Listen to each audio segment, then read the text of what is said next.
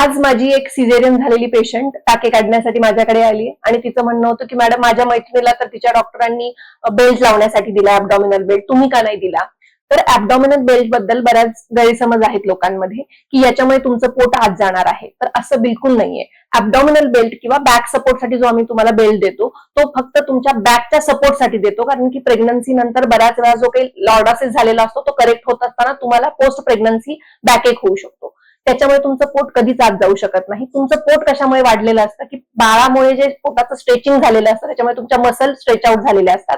आणि दुसरं म्हणजे तुमच्या पोटावरती फॅट डिपॉझिट झालेलं असतं.